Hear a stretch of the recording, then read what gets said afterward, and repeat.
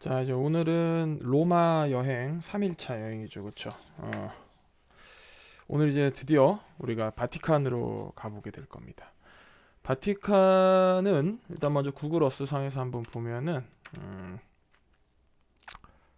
자, 지금 여기가 이제 우리가 여행을 하고 있던 로마라는 지역이고, 그쵸? 이탈리아의 수도인 로마.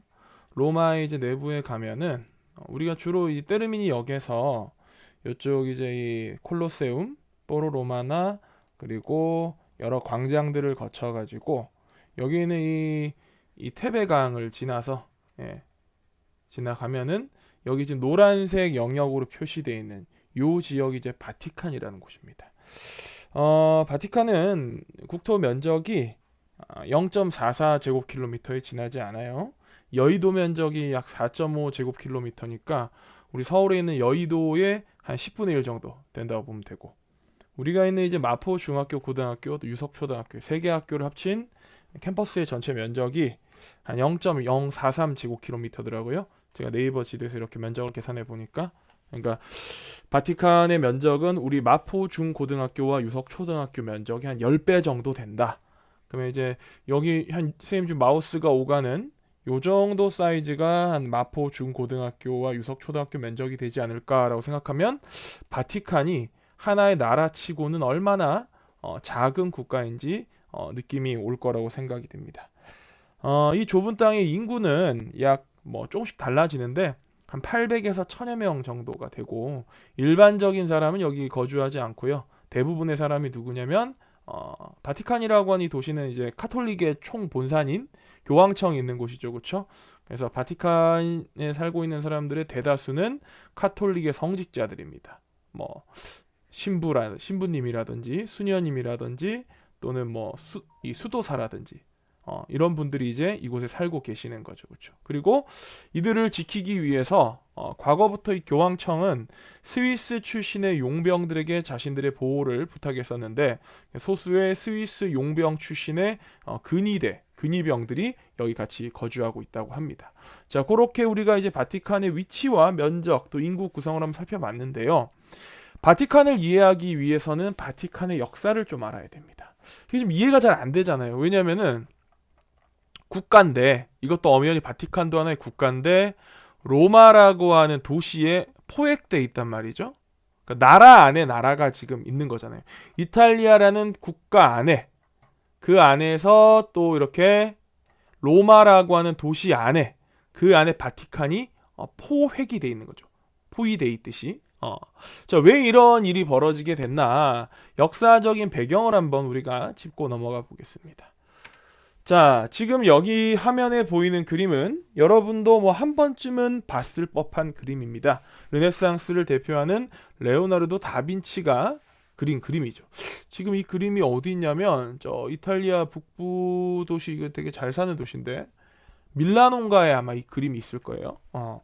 자, 이 그림은 바로 최후의 만찬이라고 해서 예수님께서 그의 12제자와 함께 이제 이 로마 병사에 의해서 잡혀가서 십자가에 못 박히기 전에 마지막으로 만찬 식사를 하는 그런 내용이죠. 그렇죠?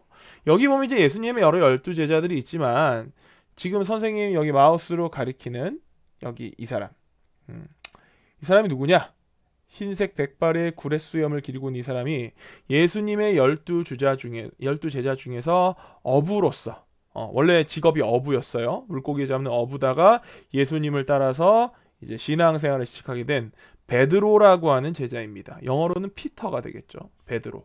이 베드로에게 예수님이 이제 이 기독교 교리에 따르면 하늘로 승천하시면서 베드로에게 뭘 맡기고 가요. 뭐 채권을 맡기고 간다든지 뭐 보증서를 맡기고 간 게 아니고 열쇠를 맡기고 갑니다. 열쇠를 맡기면서 베드로야, 이 열쇠는 천국문을 여는 열쇠다. 고로 너는 나의 제자 중에서 지상에서 나의 권위를 대행하는 대행자다. 그리고 열쇠는 바로 너가 이 신의 대리자인 걸 증명하는 열쇠이다라고 열쇠를 주고 갑니다. 그래서 베드로는, 이분이 지금 베드로인데 손에 이렇게 열쇠를 들고 있어요. 아주 열쇠 크죠, 그렇죠? 열쇠. 그래서 열쇠라고 하면은 이제 이 베드로의 상징인 건데, 이 베드로가 예수님이 인정한 지상의 카톨릭, 이 기독교의 신의 대리인이란 말이죠. 그래서 이 사람이 바로 초대 교황이 됩니다. 1대 교황이 바로 예수님의 12제자 중에 하나였던 베드로가 되는 겁니다. 그래서 오늘날도 교황의 상징하면은 바로 뭐냐? 열쇠가 교황의 상징이에요. 교황의 상징 제가 한번 쳐볼까요? 여기 잠깐. 여기 가서 교황의 상징 치면 여러분들 지금 여기 이제 화면에 보이죠, 그렇죠? 교황의 관을 중심으로 해서 양 옆으로 이렇게 열쇠가 교차하고 있지 않습니까? 이게 이제 교황의 상징이 바로 열쇠라는 겁니다. 실제로 여러분들이 바티칸에 산 피에트로 대성당, 그러니까 성 베드로 대성당의 모양을 봐도 선생님 보세요. 지금 이렇게 해서 마우스 포인트를 따라가 보면 하늘 위에서 보면 이게 마치 뭐처럼 보입니까? 이게 열쇠 모양이란 말이에요. 열쇠 모양. 집 열쇠 생각하면서 한번 선생님 마우스 따라가 보세요. 그러니까 이게 하늘 위에서 보면 이게 열쇠 모양인 것 자체가 교황의 상징이 바로 열쇠이기 때문입니다. 자, 그래서 이 초대 교황이신 베드로부터 쭉 이제 교황이 이어져 내려와가지고 지금 현재 266대 교황인데 이 교황의 권위는 시대에 따라서 크게 변해옵니다. 지금 그림이 두 개가 있는데요. 왼쪽의 그림은 카노사의 굴욕이라는 그림이고 오른쪽의 그림은 아비뇽 유수라는 그림입니다. 이 각각의 그림이 뭘 보여주는 거냐? 먼저 이제 이 카노사의 굴욕이라는 거는 당시 이제 신성 로마 제국이라고 유럽 사회를 통일해서 다스리고 있던 왕국이 있었어요. 그 신성 로마 제국의 황제가 하인리 4세라는 황제가 있었는데 이 황제가 당시에 교황인 그레고리오 7세하고 사이가 안 좋았습니다. 막 깝친 거지. 그러니까 이 그레고리오 7세는 종교적 권위를 상징하는 지도자인 거고 하인리 4세는 세속의 군주인 거지, 그치? 근데 이제 이 하인리 4세가 자꾸 막 이렇게 뭐 교황 말도 안 듣고 막 개기니까 교황이 열받아가지고 하인리 4세 너 파문 이렇게 한 겁니다. 파문이란 게 뭐냐? 중세 사회에서 파문이란 건 너는 더 이상 기독교 신자가 아니다. 너는 하나님의 자식이 아니다라고 교황이 이제 쉽게 말해서 어떻게 보면은 제 2단이에요 라고 지정해 주는 겁니다. 그럼 신성 로마 제국이라고 하는 황제의 자리는 자기 혼자 용가리 통뼈도 아니고 막 마음대로 할 수 있는 게 아니에요. 수많은 이 영주들의 지지를 받아야만 이 존속될 수 있는 자리인데 교황이 나서 가지고 영주들한테 선언을 한 거지. 니네 황제는 기독교 신자가 아니다. 그러니까 니네 황제에게 너희가 충성을 할 필요가 없다라고 선언을 해준 겁니다. 그래서 하인리 4세가 그제서 깨닫는 거지. 교황의 파워가 어마어마하구나. 왜냐면 자기 밑에 있는 영주들이 막 자기 이제 배신하고 등을 돌리기 시작하는 겁니다. 그래서 하인리 4세가 뿌랴뿌랴 알프스 산맥을 넘어서 이탈리아의 중부 볼로냐의 근처에 있는 카노사라고 하는 이제 이 지역에 가서 거기 이제 가가지고는 맨발로 눈 속에서 사흘 동안 무릎을 꿇고 빕니다. 한 번만 봐주세요. 교황성아, 제가 잘못했습니다. 제가 생각이 짧았나 봐요. 그래서 이제 교황이 너가 그렇게 생각한다면 눈 속에서 맨발로 그렇게 추운데 용서를 비니 내 너의 정성이 갸륵하고 네 진심인 것 같아서 내가 한번 봐줄 테니까 앞으로 나대지 마라고 했던 게 바로 이 카노사의 굴욕입니다. 카노사에서 신성 로마 제국의 황제인 하인리 4세가 굴욕을 당했다는 거죠. 그렇죠? 자, 이때만 해도 교황의 권위가 뭐 하늘을 찔렀죠. 그렇죠? 자, 하지만 이제 14세기에 오면은 교황의 권위가 이제 줄어들기 시작합니다. 왜냐하면 이게 시대적인 흐름이 카노사의 굴욕이 일어났던 때는 중세 유럽이었어요. 이때는 신앙이 최고의 가치관이었고 종교가 뭐 최고의 권위를 가지고 있던 시대였습니다. 그런데 이제 14세기, 15세기 들어오면은 르네상스의 물결이 시작되면서 종교가 지상 최고의 가치가 아니라는 걸 사람들이 깨닫는 거죠. 야, 종교보다도 사람이 더 중요한 거 아니냐? 이런 생각들을 하면서 교황의 권위가 조금씩 떨어지고 있었습니다. 이때 이제 당시 프랑스 왕국의 이 왕이 필립 4세라는 왕이 있었는데 이 왕이 이제 막 국가를 막 이끌어가고 십자군 전쟁을 막 여러 차례 하다가 보니까 재정이 부족한 거예요. 돈을 어디서 더 거둘까 고민하다 보니까 당시 카톨릭 성직자들은 막대한 재산과 땅을 갖고 있지만 세금 한 푼 내지 않고 있었단 말이죠. 그래서 이제 여기에 열받은 거죠. 이 새끼들 봐라, 이것들 돈도 많으면서 세금도 안 내네. 그래서 프랑스 내에 있던 카톨릭 성직자들에게도 과세를 하기 시작합니다. 세금 내 임마. 돈 많은데 왜 세금 안 내? 자, 세금을 내라고 하니까 당연히 프랑스에 있던 이 카톨릭 신부나 사제들은 로마 교황청에 있는 당시 교황이었던 보니파시오 8세에게 항의를 합니다. 교황성아, 프랑스 왕이 지금 자꾸 우리한테까지 세금을 걷어가요. 열받아요. 어떻게 좀 해결해 주세요. 자, 그러자 이제 교황이 이 프랑스의 왕인 이 필리프 4세하고 대립을 하기 시작합니다. 너 저 한 500년 전에 그 카노사의 굴욕이라고는 모르냐? 신성 로마 제국의 황제인 하인리 4세도 말이야 교황한테 무릎 꿇고 빌었어, 이 새끼야. 콱 마음 이렇게 하니까 이 필리프 4세가 어떻게 해버리냐? 당시에 이제 이 교황이 잠깐 이제 이 별장에 와서 쉬고 있는데 거기에 군사를 보내가지고 교황을 잡아버립니다. 교황을 이제 체포한 다음에 프랑스 남부에 있는 아비뇽이라는 곳으로 교황을 데리고 가요. 이 사건이 바로 뭐냐면 아비뇽 유수라는 건데, 유수가 이제 저도 정확히 무슨 단어인지 찾아보니까 누군가를 어딘가로 잡아다가 가두어 놓는 걸 유수라 그러더라고요. 그러니까 교황을 잡아다가 프랑스 로마에 있던 교황을 잡아다가 프랑스 남부 도시 아비뇽에다가 갖다 이제 거기다가 가둬둔 거죠. 그러니까 이제 이 아비뇽 유수라는 사건은 교황의 권위, 즉 신의 대행자인 교황의 권위가 세속 군주에 비해서 이제 훨씬 낮아지게 된 걸 상징하는 사건이라고 볼 수 있습니다. 자, 이렇게 시대에 따라서 오르락 내리락 하던 교황의 권위는 어떤 일이 벌어지냐면 20세기 들어와 가지고 이제 아주 궁색해집니다. 왜냐하면 이탈리아가 이제 통일 왕국을 만들었단 말이죠. 자, 이탈리아 왕국이 통일되고 나서 교황이 이제 지배하던 이 바티칸이란 곳은 그냥 로마에 있는 한 쩌리 동네, 뭐 성당 있고 뭐 그런 데더라, 이런 이제 수준으로 되게 몰락해 버립니다. 그러면서 이제 교황이 갖고 있던 막대한 재산도 줄어들기 시작하고 교황이 다스리던 영토도 어딘지가 불분명해지는 거예요. 원래 되게 넓은 땅을 교황이 직접 직속력으로 다스렸거든요. 자, 이렇게 애매한 상태에서 자, 이분이 이제 당시 교황인 비오 11세라는 교황이십니다. 자, 비오 11세는 이 어려워진 교황청의 처지와 불분명한 카톨릭의 지위를 회복하기 위해서 당시 이제 이탈리아 왕국의 수상인 베니토 무솔리니하고 조약을 맺습니다. 지금 여기 이분이 이제 당시 교황이신 비오 11세시고, 여기는 이 사람이 베니토 무솔리니라는 사람인데, 옆에 여러분 잘 아는 사람 있죠? 아돌프 히틀러. 두 사람 왜 같이 있냐면 이 두 사람이 서로 히틀러는 독일의 독재자, 그리고 무솔리니는 이탈리아의 독재자가 되어가지고는 서로 손을 잡고 2차 세계대전을 일으킨 사람들인 거죠. 전범들인 거죠. 그렇죠? 자, 근데 그때만 해도 이 무솔리니는 이탈리아의 수상이긴 하지만 아직까지 이탈리아 민중의 전폭적인 지지를 받고 있지는 못했습니다. 자, 그런데 이 무솔리니의 고민을 해결해 줄 수 있는 사람이 있었죠. 바로 이 교황 비오 11세죠. 이탈리아 국민의 절대적 다수는 가톨릭 신자입니다. 그리고 그들에게 이 교황은 절대적인 믿음의 존재인 거죠. 자, 그래서 무솔리니가 바랬던 거는 교황 성하께서 좀 나서셔가지고 이탈리아 국민들이 저희 무솔리니를 좀 지지할 수 있도록 말씀 한 말씀 해주시면은 제가 참 교황께 해드릴 수 있는 게 많을 것 같은데요 라고 이제 어필을 하는 거죠.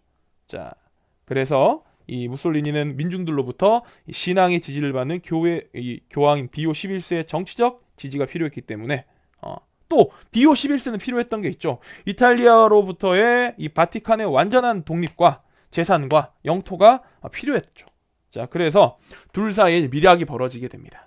그렇게 해서 맺어진 조약이 라테라노 조약이라는 건데, 당시에 이제 교황의 거주지가 라테라노 궁전이라는 곳이었거든요. 거기서 이제 조약을 맺게 됩니다. 그래서 비오 11세는 공개 석상에서 이탈리아 국민들을 향해서 무솔리니는 훌륭한 사람이고 무솔리니를 지지해 주길 바란다라는 이제 공식적인 성명을 내게 되고, 그걸 통해서 이제 무솔리니는 자신의 정치적 입지를 아주 강화할 수 있었겠죠. 그렇죠?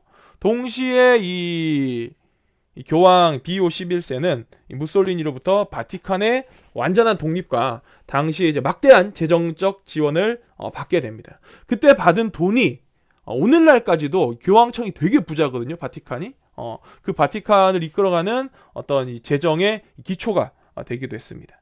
자, 그렇게 라테라노 조약을 통해서 독립된 지위와 막대한 재산을 갖게 된 바티칸과 교황청은 오늘날까지 266대 교황 이르기까지 존속해 오고 있습니다.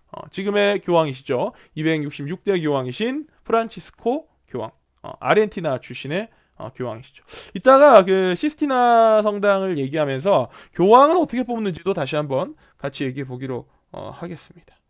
자, 그러면 한번 넘어가서 다시 여기 구글 어스를 펴놓고 자, 볼까요? 자, 여러분들이 바티칸 여행을 시작하게 되면은 어디를 가게 되냐? 자, 여기 이제 바티칸도 여행을 하는 루트가 있습니다. 먼저 이 북쪽에 있는 이쪽이 입구예요. 여기 가면 이렇게 쭉 성곽이 있거든. 성곽이 되게 높은 담벼락이 있는데 여기 가면은 이 바티칸에 입장하기 위한 사람들이 줄을 이제 아주 그냥 길게 서 있어. 바티칸에 입장하기 위한 입장료가 17유로 정도 돼요. 17유로. 17유로고 가면은 뭐 미술품이나 각종 조각상 뭐 예술품들이 되게 많은데 그냥 이제 우리가 눈으로 훑고만 가기에 좀 아깝다. 그러면은 7유로를 더 내면은 한국어를 지원해주는 오디오 가이드가 지원이 돼요. 기계 같은 걸 주거든. 이어폰이랑 귀에다 이제 꽂고는 그 그림 근처에 가면 이제 뭐 버튼 누르면 이제 QR 코드 같은 찍어가지고 설명 막 나오고 그런 식인 거야. 그러니까 이제 뭐 가서 7유로면은 돈이 한 10,000원 정도 되는데 아까워하지 말고 7유로 내고 서비스를 받는 게 낫고요. 그리고 이 바티칸 카톨릭의 총본산인 바티칸에 들어가는 것도 또 자본주의입니다. 무슨 말이냐면 그냥 줄 서면 이게 아침 9시인가부터 아마 입장이 될 건데 진짜 줄 한참 서야 돼. 여름에 가면 쪄 죽어요. 그러니까 이게 4유로를 더 추가로 내고 인터넷 예약을 미리 해두면은 패스트 트랙이라 그래가지고 줄 안 서고 바로 들어갑니다. 그러니까 처음에 가면 막 줄 서 있는데 어떤 사람들은 그냥 막 들어가거든. 막 항의해요. 막 이거 뭐냐고 막. 그런데 이제 저 사람들은 패스트 트랙 서비스를 이용해서 4유로 더 내고 먼저 입장하는 줄 안 서고 입장한 사람들입니다. 할 말 없죠. 시스템이 이렇게 돼 있다는데. 그래서 여러분도 꼭 바티칸을 갈 일이 실제로 갈 일이 있다면 물론 이걸 들으면 실제로 가볼 필요도 없지만 갈 일이 있다면 꼭 반드시 여러분들도 4유로를 추가로 내고 여러분들의 시간과 기관 땀을 4유로로 대체하시기 바랍니다. 그럼 패스트 트랙으로 빠르게 들어갈 수 있습니다. 자, 바티칸 여행은 크게 5개 구역으로 구분해 볼 수가 있어요. 먼저 첫 번째가 여기 있는 바티칸 미술관입니다. 바티칸 미술관이고 바티칸 미술관과 바티칸 도서관에 볼 게 되게 많아요. 뭐 내가 일일이 다 설명해 주긴 그렇고 이따가 동영상을 보면서 굵직굵직한 거 위주로 한번 바티칸 미술관과 도서관 일대를 볼 거고요. 두 번째로 이제 볼 게 이 솔방울 정원입니다. 여기가 이제 솔방울 정원이고 왜 솔방울 정원이냐면 여기 솔방울 모양의 분수대 장식이 있거든. 그러니까 여기가 솔방울 정원인데 여기 가면 또 지구 안에 지구라고 또 이상한 또 금속 조형물도 있고 뭐 여러분 인터넷 같은 게 자주 봤을 법한 게 있는데 여기서 잠깐 이제 미술관을 이제 둘러보고 힘든 몸을 이제 여기서 좀 쉬면서 식사도 하고 뭐 그런 장소입니다. 솔방울 정원 끝나고 나면 이쪽에 가면은 여기는 이 건물이 이게 시스티나 성당이라고 여기에 가면 이제 엄청 유명한 거 있어요. 미켈란젤로라는 화가가 그린 천지창조. 여러분도 뭐 이따가 영상으로 보면 알겠지만 아담과 하느님이 서로 손가락을 서로 이렇게 찌찌뽕 하듯이 있는 그 그림 있죠. 그게 이제 천지창조라고 하는 이 천장화의 일부 부분이거든요. 그거랑 또 최후의 심판이라고 하느님이 구름 타고 하늘 위에 올라가 가지고는 인간 세상을 이제 최후의 심판을 하는 그림이 있어. 그 그림 두 가지가 이 시스티나 성당에 걸려 있고 또 하나의 시스티나 성당은 아까 얘기했던 266대에 이르는 교황을 뽑는 선출하는 선거가 이루어지는 장소이기도 합니다. 그래서 시스티나 성당도 있고 그 다음에 이제 네 번째로 볼 곳이 바로 이거 그 이름도 유명한 성 베드로 대성당이죠. 엄청난 규모. 근데 세계에서 제일 크진 않더라고. 이거보다 더 큰 성당이 아프리카에 있어. 코트디부아르에 가면은 그 아무스크르 대성당인가 해가지고 요거랑 똑같은 모양으로 만들어 놨는데 얘보다 좀 더 크대요. 어쨌든 이 성 베드로 대성당에 가면 이제 뭐 여러분들 미켈란젤로의 유명한 피에타라는 작품부터 해가지고 뭐 천재 조각가 베르니니의 이제 청동 뭐 교황의 재단의 천개인가 뭐 그런 이제 엄청 이따가 영상이 나올 거예요. 뭐 좀 보면 좀 멋있어. 막 그런 것도 있고 마지막으로 이제 또 이 베르니니가 설계했던 이 성 베드로 대성당을 열주 기둥들이 둘러싸고 있는 성 베드로 대성당 광장까지 성 베드로 광장까지 이렇게 보면은 바티칸 여행이 끝납니다. 자, 먼저 여기는 첫 번째로 이 바티칸 미술관부터 한번 영상을 통해서 보도록 하죠. 영상을 통해서.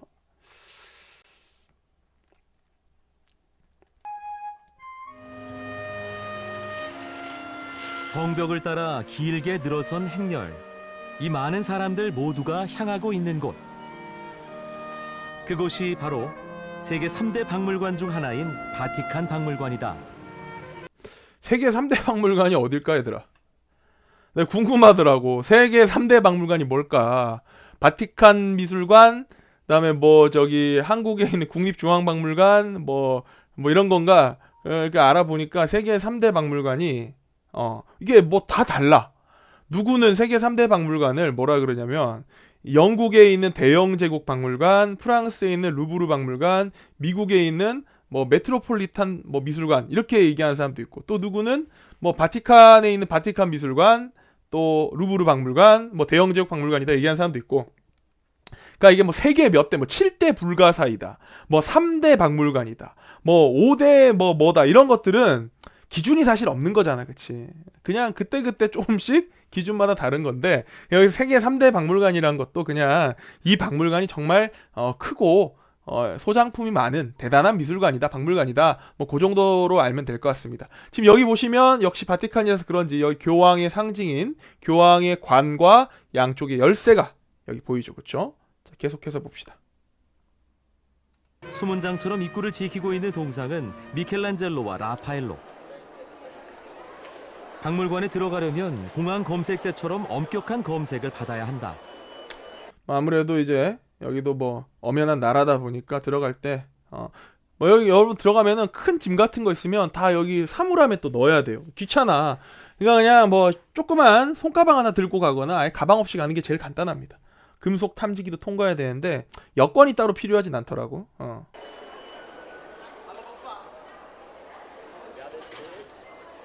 검사 후에는 지하철 개찰구 같은 곳을 지나 입장. 그런데 여기 보면 이제 이게 입장권이거든. 입장권이 항상 거의 몇 년째 그대로인데 모양이, 이 두 분이 이제 그 라파엘로란 화가가 그린 아테네 학당이라는 그림에 등장한 두 명 인물인데, 이 사람이 그리스의 철학자 플라톤, 이 사람은 그 제자인 아리스토텔레스입니다. 이따가 또 나올 거예요. 받은 입장권마저 아름다운 예술 작품처럼 느껴진다.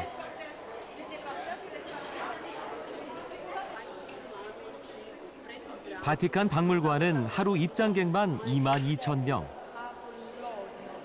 심각한 표정으로 무언가를 바라보며 깊은 사색에 잠겨있는 관람객들. 그 시선을 쫓아 따라가 보니 바로 몸통만 있는 조각상 토르소다. 사자와의 싸움에서 승리를 거둔 헤라클레스라고 추정되는 이 작품은 우리가 알고 있는 미술 용어인 토르소의 어원이 됐다고 한다. 그러니까 여러분들 이런 작품들이 보면은 이 르네상스라는 거는 부흥이란 뜻이에요. 부흥. 미켈란젤로나 레오나르도 다빈치나 라파엘로 이런 사람들 다 뭐 조각도 할 줄 알고 다 뭐 했던 사람들, 특히 그 중에서 조각의 일가견이 있고 재주가 아주 좋았던 사람이 바로 미켈란젤로인데, 미켈란젤로가 이 토르소를 보고는 엄청 극찬했어. 인체의 어떤 근육이나 힘줄 이런 것들이 너무 정밀하게 잘 표현돼 있다. 근데 이게 언제 만든 거냐면 이게 고대 그리스의 기원 전에 만들어진 작품인 거거든요, 이게. 그러니까 르네상스 시대의 조각가들이 조각을 했던 것들은 뭐 그 이전에 고대 기원전 시대의 그리스의 예술보다 더 발전한 게 아니야. 모든 예술이나 미술이 그리스 시대에 아주 부흥했어. 그리스 로마 시대 부흥했다가 중세 시대를 거치면서 오히려 퇴보합니다. 그림도 되게 이상해지고 조각도 되게 이상해져. 그러다가 14세기 15세기 들어서 남부 유럽부터 다시 고대 그리스 예술을 따라하자라고 하는, 그때 고대 그리스는 모든 게 인간 중심이었거든. 신 중심이 아니고 인간 중심의 이 인문주의를 다시 한번 부활시키자, 부흥시키자. 그게 바로 르네상스입니다. 다시 부흥한다, 르네상스. 그렇게 해서 이렇게 미켈란젤로 같은 사람들이 조각들을 만들어낸 거고, 미켈란젤로의 조각도 물론 훌륭하지만 고대 그리스의 이 조각들 보면은 더 멋져. 솔직히 미켈란젤로 거보다 더 잘 만든 것 같아요. 시간적 간격은 거의 뭐 1000년이 훨씬 넘었지만 2000년 가까이 넘었지만 그러니까 인류 미술이란 게 오히려 중세 시대를 거치면서 조금 퇴보했다고도 볼 수 있는 거지, 그렇지? 중세를 거쳤다가 르네상스 시기가 오면서 다시 부활했다고 볼 수 있는 겁니다. 박물관 천장의 아름다운 문양들. 마치 부조처럼 보이지만 직접 그린 그림이다. 이게 그림이에요. 잘 살려진 입체감이 신기함을 더해준다. 멀리서 보면은 부조 같은데, 조각 같은데, 가까이서 보면 저게 다 그림이야. 벽 한쪽에 르네상스 시대의 걸작으로 불리는 라파엘로의 아테네 학당이 있다. 거의 뭐 이 아테네 학당에 보면은 여러분들이 알 법한 사람 많이 나와. 여기 이제 이 플라톤도 있고 아리스토텔레스도 있고 여기 소크라테스도 출연하고, 여러분들 싫어하는 저기 기하학을 또 막 발전에 이바지했던 고대 그리스의 수학자들 유클리드라든지 또 피타고라스도 다 나옵니다. 플라톤이 세운 최초의 대학을 상상하며 그린 작품으로 고대 피타고라스 있죠. 로마 시대를 대표했던 54명의 학자들이 다 들어있다. 헤라클레이토스, 헤라클레스가 아닙니다. 박물관은 시스티나 성당과 연결돼 있는데 천장을 올려다보니 세계 최대의 벽화 미켈란젤로의 천지창조가 바로 그곳에 있었다. 여기 보이죠, 여기. 이게 이제 여러분들이 알고 있는 거잖아. 천지를 창조한 신과 여기 최초의 인류인 아담이 서로 찌찌뽕하고 있는 이 장면. 이게 이제 이 미켈란젤로가 그렸던 시스티나 성당 천장 벽화인 천지창조의 일부입니다. 근데 대단한 게 이 그림이 이제 아름답기도 하지만 사실 나는 뭐가 참 좀 이걸 보면 감탄을 하냐면, 이 천장화를 그리는데 4년 6개월 정도가 걸렸대요. 4년 6개월 정도가. 근데 기록에 따르면 하루에 미켈란젤로가 18시간씩 이걸 그렸어. 그럼 이 그림을 천장화를 어떻게 그리냐면, 얘들아, 이걸 땅에서 종이에다 그린 다음에 이걸 갖다 붙인 게 아니야. 이게 천장화는 이렇게 석회로 이제 회반죽을 해가지고 회칠을 한 다음에 그 회가 다 마르기 전에 빠르게 그림을 그려야 되는데, 그래서 어떻게 하냐면 천장에 이렇게 밧줄을 매달아가지고 거의 천장과 같이 수평적으로 그 밑에 이제 눕다시피 하는 거야. 천장에 매달린 채로 그 밑에 이렇게 누워가지고는 매달린 채로 누워 있는 거지, 그렇지? 그래서 천장에 그림을 그리는 거예요. 그걸 하루에 18시간씩 4년 6개월간 했대요. 그렇게 해서 완성된 그림이 이 시스티나 성당의 천지창조라는 그림입니다. 그래서 나는 그 노력이 더 대단하다는 생각이 들어. 물론 미켈란젤로의 뭐 그림이 대단하겠지. 근데 나는 뭐 미술품 잘 모르니까 뭐 이게 얼마나 아름다운 그림인지를 떠나서, 야, 인간이 4년 6개월 동안 하루에 18시간씩 천장에 매달린 채로 그림을 그린, 그게 더 대단하다는 생각이 들어요. 그 웅장함이 정말 대단했다.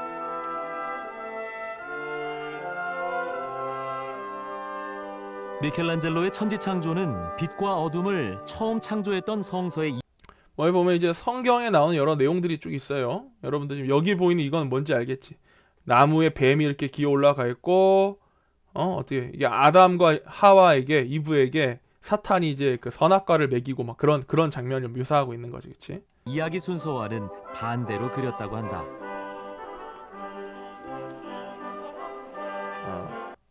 성당 정면에 보이는 미켈란젤로의 또 다른 걸작, 최후의 심판이다. 이게 이제 최후의 심판, 미켈란젤로의. 근데 이 그림을 처음 딱 그렸을 때 이 신부님들과 사제들이 이걸 보고는 깜짝 놀랐대. 왜냐면 전부 다 옷을 벗고 있는 거야. 사람들이 옷을 안 입고 있고. 아니, 왜 이렇게, 여기 천국이고 이 예수님이고 마리아, 성모 마리아시지, 그치?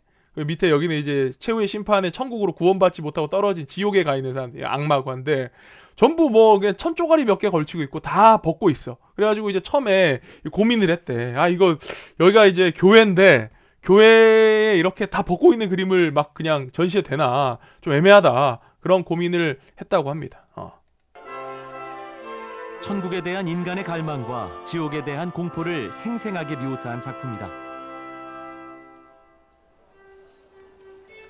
자, 이제 여기가 이제 미술관 투어를 끝내고 나면 나와서 만나게 되는 솔방울 정원입니다. 여기 솔방울이 있지, 그치? 솔방울 모양의 청동 조각이 있고, 그래서 이제 잠깐 쉬면서 식사하시는 거죠. 나는 박물관 중앙에 있는 솔방울 정원에서 잠깐 쉬어가기로 했다. 이곳에는 구리로 만든 회전 지구본이 있는데 오염되고 멸망해가는 지구를 형상화한 현대 조형물로 지구 안의 지구라고 부른다.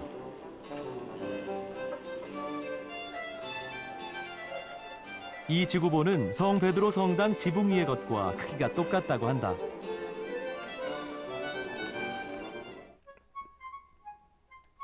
자, 벌써 30분이 지났는데 일단 내가 이거를 바티칸을 한 부로 끝내려 그랬거든. 그 로마 여행을 총 3개 부로 하려 했는데 그렇게가 안 되겠고 뒤에 이제 4부까지 찍어야 될 것 같습니다. 자, 그래서 일단 3부 영상은 여기서 끝내고 또 다음 시간에 또 4부로 찾아뵙도록 할게요. 예. 안녕.